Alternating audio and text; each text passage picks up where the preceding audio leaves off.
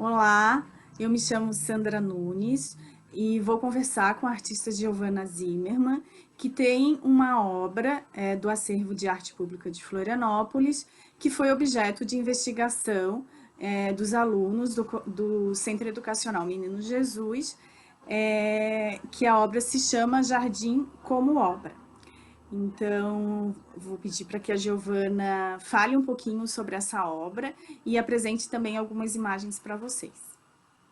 Olá, boa tarde. Agradeço muito o convite, Sandra. É muito bacana ter alguém que possa mediar um trabalho como esse, eu considero um dos bastante complexo assim no processo criativo, mas que eu gosto muito. Eu fiz uma apresentação, então eu vou seguir essa apresentação para que a gente possa tentar esclarecendo aí, respondendo as perguntas dos alunos. E caso ocorra alguma pergunta que eu esteja deixando, você vai me perguntando, pode ser assim? Pode, claro. Fique bem à vontade para começar. Então, só um momentinho. Que pena, né? Estava bem bonito, mas eu acho que eu perdi aqui. Vou ter que fazer de novo.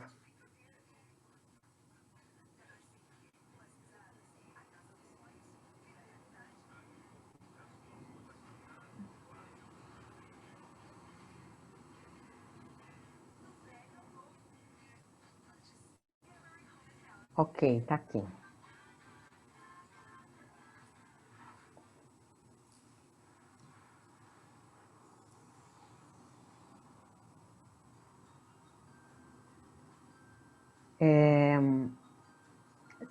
Você quer começar o vídeo novamente ou vamos seguir, Sandra? Não, eu acho que pode ir indo. Tá. Vamos sim. Então, aqui está a obra. Bom, chama-se O Jardim como Obra, e é bastante curioso o título. Vocês vão ver no final. O processo criativo, então, ele teve umas peculiaridades, assim. Quando eu fui contratada, então, a construtora, o engenheiro, na verdade, ele me pediu uma obra que não tivesse um caráter interativo, porque eu já estava desenvolvendo obras interativas, né? Esse projeto foi desenvolvido em 2009, eu estava no mestrado e tinha me influenciado bastante toda a bibliografia, todo o conteúdo que eu estava assimilando no mestrado de Arquitetura, Urbanismo e História da Cidade, ali na UFSC.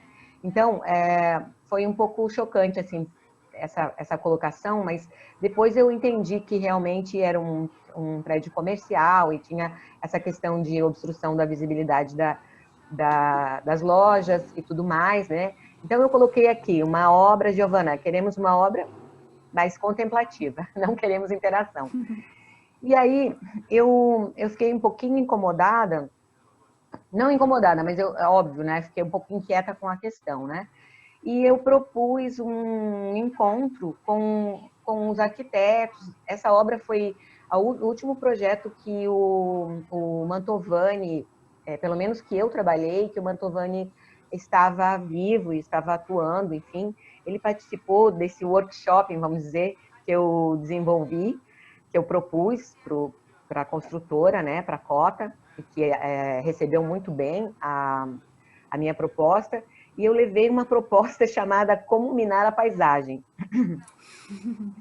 E assim, foi exatamente isso, era uma mina que estava no centro do jardim, sabe? Foi uma provocação, mas ao mesmo tempo uma obra que era possível, uma obra que, né, teria também o seu interesse, mas foi uma provocação, e eu lembro que os arquitetos, o René e o Mantovani falaram assim, vamos dar espaço para a Giovana criar, né? Olha, tá muito sufocante para ela, ó, não pode isso, não pode aquilo.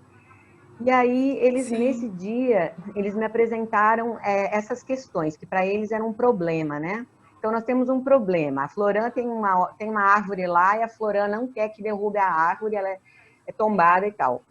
E aí, eles também tinham outro problema, que era uma visibilidade não muito agradável, assim, para o padrão que o imóvel queria, né? Um prédio um pouco que estava um pouco meio bagunçado, enfim, assim, e eles queriam, se fosse possível, que isso tivesse uma certa neutralidade, né, para o edifício.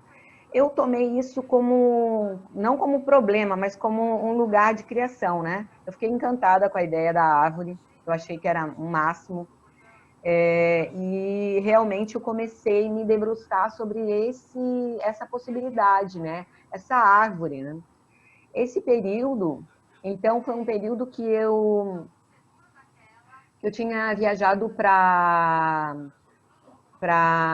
Salvador, para um seminário, acho que um seminário de articidade, alguma coisa assim, e eu fiz umas fotos lá, e essas fotos, fotos aéreas, fotografias aéreas, assim, me encantou aquilo, sabe? E aí eu fiz essas fotos, mas não tinha nada até então pensado, né? Mas depois eu pensei assim, puxa, se eu já trabalhei a mina, né? Eu falei desse jardim, eu não vou abandonar esse jardim. Eu quero o jardim como obra. E aí comecei a pensar justamente essa forma desse paisagismo. E aí me veio essa ideia desses minifúndios, né? Pequenas agriculturas, enfim, que cria esse desenho na paisagem que eu fotografei. E aí, bem, até então não tinha não tinha apesar de eu ter colocado aqui na apresentação, né, o trecho que eu utilizo da obra do Lindolf Bell, eu ainda não tinha nada previsto, né? E aí eu já fui acionando a paisagista, tal, porque eu queria trabalhar essas plantas e tudo mais, né? E aí a gente foi trabalhando de forma colaborativa. Isso que é muito bacana nesse trabalho, porque eu tive a oportunidade de ter arquitetos juntos, envolvidos com o trabalho, né? A paisagista também, quer dizer, todos estavam integrados numa produção de uma obra que não era só uma negação, mas que era um diálogo, né? Para chegar num resultado positivo. Então, aqui mais ou menos tem esse desenho, eu já coloquei o desenho já com essa obra envolvida, porque eu não tenho nada separado ainda, né, do desenho do paisagismo, mas o que eu quero dizer é que eu fiquei pensando num cesto, né, porque o Bell, ele tem, nessa obra Código das Águas, tem várias poesias que me interessaram muito, né, então eu tava com a minha filha no trânsito, e era um trânsito de 4 horas, de Florianópolis, 4 horas. E ela estava estudando para o vestibular, e ela estava lendo o Código das Águas. Então, foi assim que eu comecei. Eu lembro que uma das perguntas dos alunos foi isso: por que o Bell, por que escolheu, né, esse autor e por que essa poesia? Então, a Valentine ficou lendo para mim durante essas horas, era entre o túnel e a ponte. A gente Poxa. ficou ali e ela lendo o Código das Águas, e aí, enquanto ela lia, eu ficava imaginando aquelas fotos que eu vi, né, que eu fotografei, imaginando esses minifúndios que o Bell falava, e também pensando nesse índio, né, o Choquileng, que ele se importava muito, enfim, fez poemas para os indígenas. E aí eu fiquei pensando justamente nessa árvore, né? Eu vou abraçar essa árvore que não pode ser derrubada, felizmente, né? E vou envolvê-la com uma espécie de um cesto, né? Um artefato indígena. A minha ideia era isso, que pareça um artefato que envolve essa árvore. Enfim, e aí eu segui. Aí é importante mencionar que, posteriormente, eu encontrei um arquiteto, o Gustavo Pires de Andrade Neto, e eu falei dessa obra, e ele falou: olha, que interessante essa obra, a tua obra está motivada pelo Código das Águas, né? E justamente ali na região passa um curso d'água, e é justamente um curso d'água que era importante para a cidade no passado, né?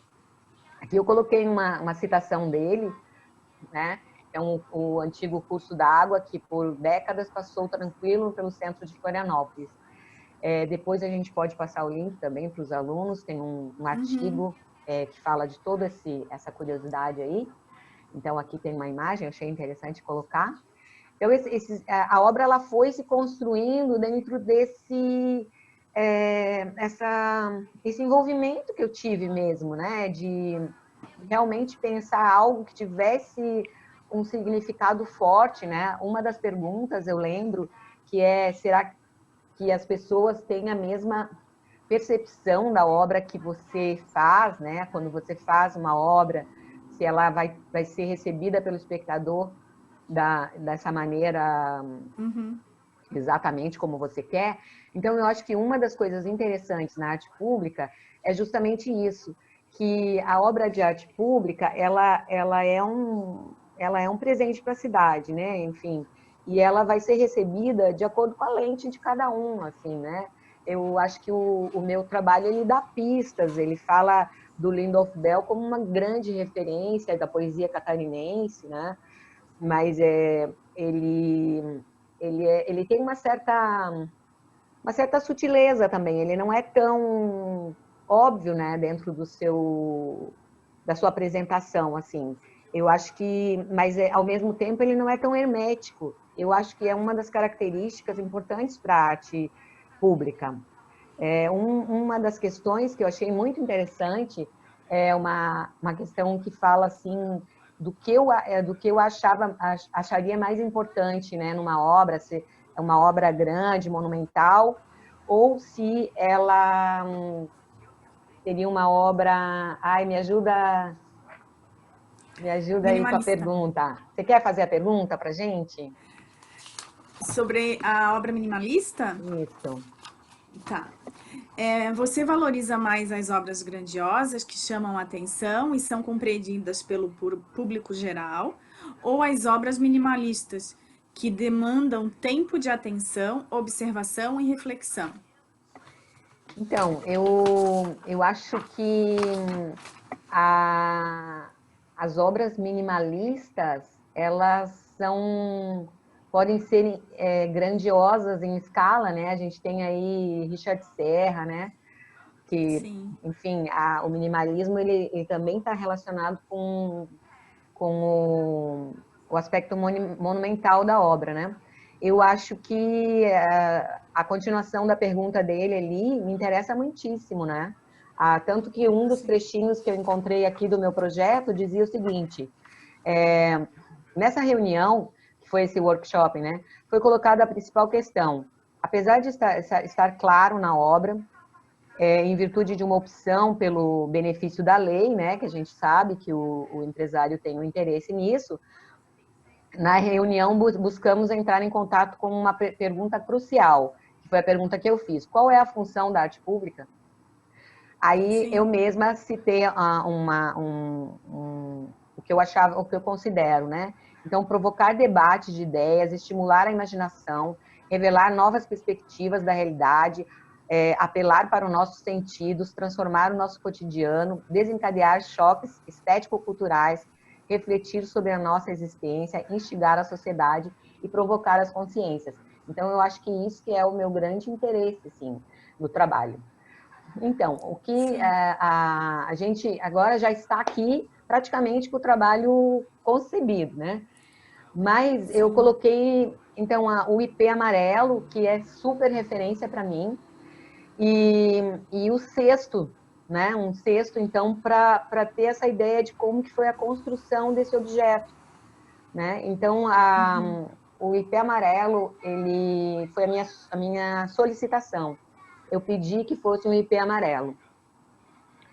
Por quê? Porque eu tinha oportunidade de... não, desculpa, eu não contei para vocês que a obra, pela movimentação do terreno, a árvore tombou. Tombou no sentido físico mesmo, né? Ela era tombada pela Pela Floran, Floran. e depois ela não resistiu a toda a mobilização daquele terreno, porque vocês sabem que é bastante forte, né? Bastante impacto. E aí eu tinha a oportunidade de escolher. E aí eu escolhi um ipê amarelo. Porque eu achava... Porque o ipê amarelo? Porque lembra o meu pai. Meu pai é falecido, né? E nós morávamos no Sim. Mato Grosso e eu lembro muito claramente dele falar que amava o ipê amarelo. E aí eu achei que se era para escolher, eu podia escolher, né? E eu acho lindo o ipê amarelo. E quando eu lembro que quando eu viajei e quando eu voltei, eu conversei com uma paisagista e ela me informou que o ipê amarelo não estava muito frondoso, não estava muito bonito e eles optaram pelo ipê roxo, que eu também acho legal porque ele remete à espiritualidade, né? Sim. Mas eu vi que ele não existe mais, né? Então a gente tem isso Pois aí, é. não existe mais a árvore. Então, você quer fazer alguma pergunta, Sandra? Não, talvez tu entre. Uma das questões que eles tiveram interesse é do uso do material, né? Você se remetendo que se baseou nos textos, que é um A sua material pergunta, feito com. certo, a sua Tá pergunta falhando. cortou um pouquinho, mas Falhou? eu vou, falhou um pouco, mas eu Ah, entendi tá. que você quer falar do material, É né? sobre os materiais. Isso.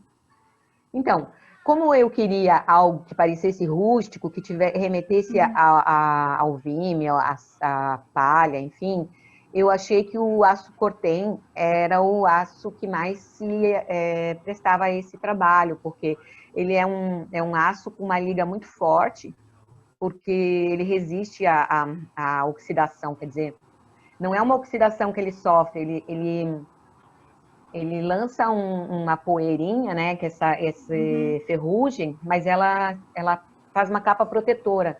Então, ela não corrói como o aço carbono normal. Sim. E eu gosto muito do resultado, enfim, eu achei que ele funcionava muito bem. Então, ele foi feito com aço cortem. Eu tenho aqui até algumas metragens. Bom, as dimensões estão no próxima lâmina. Então, aço cortem, a gente teria aí uma parede de 6 metros, né? Porque a medida anterior parece que era 3. Então, isso já foi bastante apreciado pela empresa, né? Porque seria aquele paredão que eles tinham interesse, enfim. Mas que eu também estava com interesse, né? Então, acho que isso é que é importante, né? Às vezes, uma coisa que parece um problema, ele também vira uma solução. Eu não sei onde eu nos coloco aqui, eu vou nos colocar aqui no meio. Então, aqui está a dimensão da obra, né? Ela seria 6 metros. E a poesia, né? Eu não sei se está funcionando a luz, mas eu propus uma iluminação por trás. Funciona. É, Eu e acho que funciona. Eu passei. Faz um tempinho que eu não passo ali, mas estava, acho que funcionando, sim. é, então, Recentemente. aqui a gente tem a obra, então, como ela realmente foi concebida, né? O que mais que tem para falar?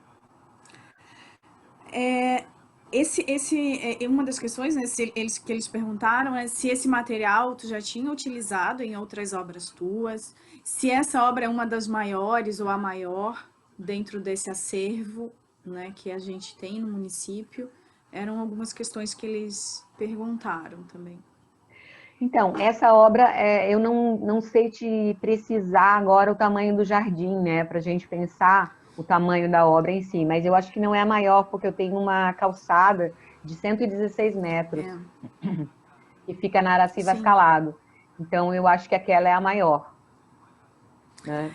E sobre sim. o material, o aço cortem, eu utilizei sim. Eu usei ele em em uma obra que está lá na João Paulo, está numa esquina,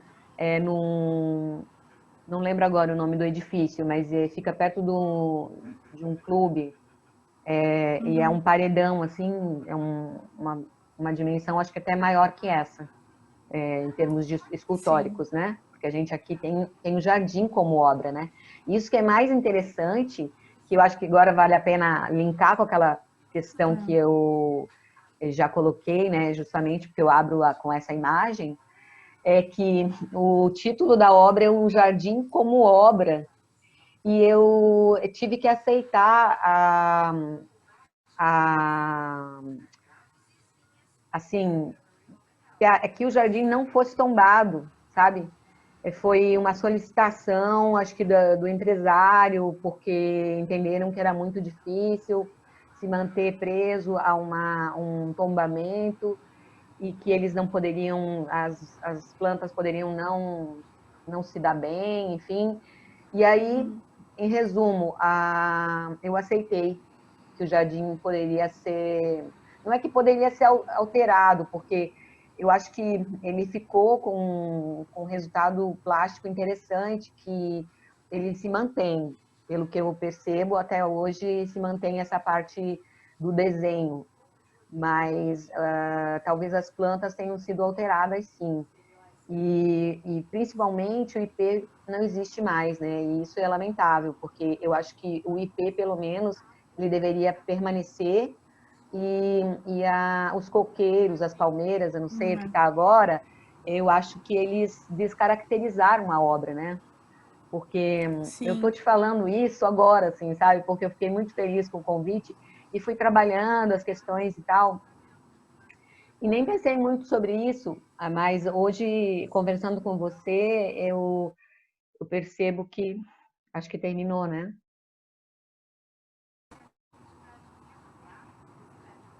Eu Oi? percebo que realmente travou um pouquinho, Sim. que ele descaracterizou, porque se o artefato ele foi feito para envolver o IP, onde está o IP? É, pois Não é. existe mais o IP. Eu, Sandra? É interessante quando tu fala, né, o título da obra, que é algo que a gente não percebe inicialmente perto, né, da obra em si, e acredito que talvez os alunos não tenham percebido que o próprio jardim faz parte da obra também. Então é bem importante isso que tu tá falando, né, que eu acho que isso vai agregar, né, nessa reflexão deles, né, que inicialmente eu acho que houve essa separação, né, a gente não percebia porque vendo outras obras do acervo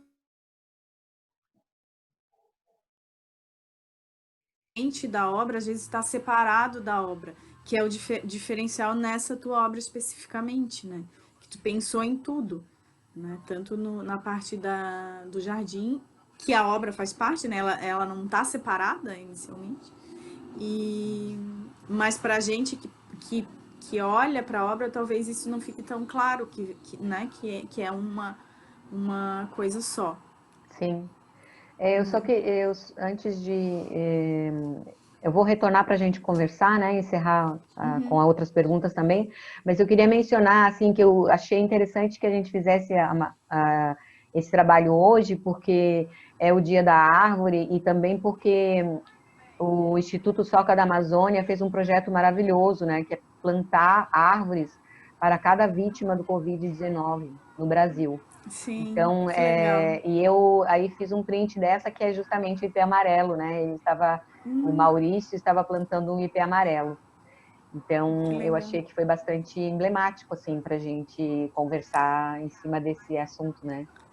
Sim, Mas é uma grande oportunidade, realmente, a gente falar sobre o trabalho e também que ele, mesmo que ele tenha sido alterado, porque no final ele tinha essa brecha na lei, né? sim. Ele tem uma história, enfim, tem um porquê. Eu acho que isso é interessante. Eu pretendo aproveitar todo esse material dessa nossa conversa e para dar continuidade nos textos que eu estou organizando para o meu livro.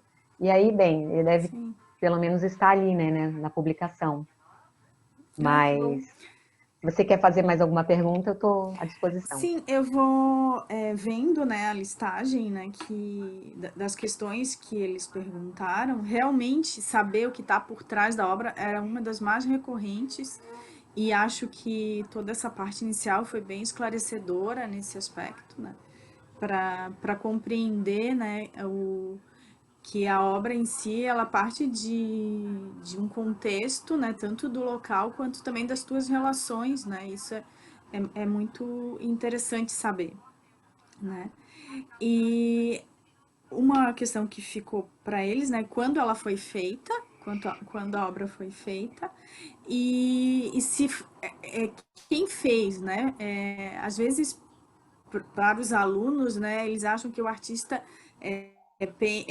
faz, né, o projeto em si, ele mesmo executa. Mas pensando na arte pública, nem sempre isso acontece, principalmente quando são em grandes escalas, se usam materiais que precisam de uma mão de obra muito específica, então o artista está sempre acompanhando. Então, eu acho que seria interessante, Giovana, tu falar um pouquinho sobre isso nesse momento, assim, dessa parte de como é feita, né? Como que é Então, construído. eu acho bem colocado, Sandra. A gente tem vários artistas, né, de obras de grande porte, como o Anish Kapoor, por exemplo, ele não executa as obras dele, né? Os projetos são desenvolvidos, é o conceito, né? Como você articula, você vê, imagina quanta coisa que está em jogo para uma concepção de um trabalho, né? Sim, Então, eu sei trabalhar com aço, com solda de aço carbono, eu não trabalho com a solda de aço inox, mas eu trabalho com a solda de aço carbono, mas faz muito tempo que eu não executo. E esse trabalho foi executado pela GR, que foi um parceiro, metalúrgica, né? Mas só não foi só por eles. Então, quer dizer, tem a paisagismo, aí tem todas as pessoas que trabalharam no jardim, e aí tem a empresa que fez o corte, a empresa que fez o corte das letras, quer dizer, uma série de conhecimentos, enfim, de técnicas que estão empregadas ali para a obra ser executada, né? E antes de tudo, a gente também falou dos arquitetos, né, dos engenheiros, que participaram também, pelo menos instigando, né, e colocando aquele elemento de estímulo também na produção, né, porque eu acho que isso é importante ser dito, assim, eu tive uma abertura muito boa da empresa, né, simplesmente me respeitavam muito e acreditavam nessa possibilidade. E eu acho que isso também já é um trabalho do arquiteto, né? Os arquitetos ajudam a construir essa. E o Mantovani, por exemplo, ele fazia parte da reunião, das reuniões, né? Ele era da Comap. sim, Então, é óbvio que quando a obra foi avaliada, ele não. Você sabe como funciona, né? Ele não sim, participa. Então, ele não estava junto, mas ele estava muito junto com o pensamento, com a reflexão sobre a arte pública, né? Então, isso é sim. bastante importante de destacar, né? Eu acho que a, eu acho que eu respondi, né? Sim, e tem uma que a gente não foi fazendo as perguntas, mas na tua fala as respostas foram sendo feitas, né, respondidas, mas tem uma questão que eu acho que é importante só tu comentar, que o que foi mais legal nesse processo todo dessa obra especificamente, assim, o que foi mais legal, mais desafiador, talvez, o que foi mais interessante para ti? Eu acho que o mais interessante foi esse respeito e essa oportunidade de debater o meu trabalho com seriedade, sabe? Eu acho que foi fundamental o Mantovani e o René dizer assim, vamos dar espaço para a Giovana criar, sabe?